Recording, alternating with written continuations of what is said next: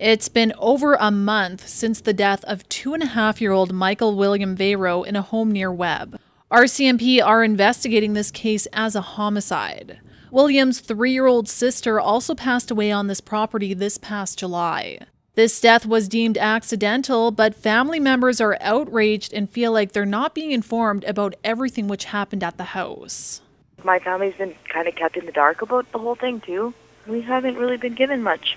We just know that they know what killed him, but they haven't told us. Lisa says the children were in the custody of their biological father while her family lives in Drayton Valley, Alberta.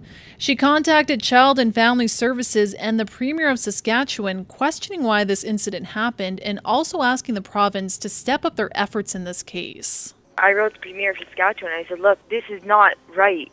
And yet I got a joke, I say it's a joke, of a response saying, thank you for your email, but the case has been placed in the hands of the RCMP. But it's like, I want the government to step up and make sure that this never happens to anybody else.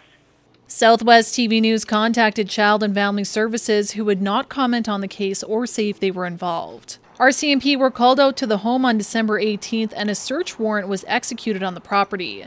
As of yet, no arrests have been made. It's a serious investigation, and we don't want to rush an investigation, and there is no artificial timelines for an investigation like this. So when there's evidence to support charges, charges will be laid, and if there isn't evidence to support those charges, then they won't be laid. And when asked if the death of the first child would be looked at again in light of the death of the second child on the same property, RCMP have this update. Right now, that first death is not being reopened or reinvestigated. And but like I say, if there is information that comes from the homicide investigation that relates to that, they will have a look at it.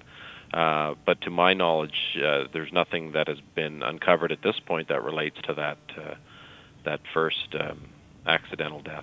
Taking a look back, Lisa says there were numerous times her family contacted Child and Family Services out of concern for the welfare of the children, but adds there were lots of missteps which led to this tragedy.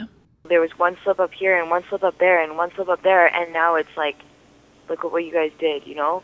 I don't think anybody made serious mistakes, but there's just those little ones that caused a world of hurt.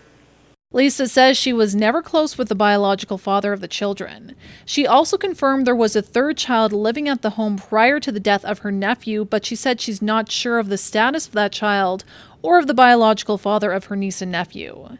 And as the investigation continues, Southwest TV News will keep you updated on the homicide with any relevant information as the case unravels. For Southwest TV News, I'm Kara Rapke.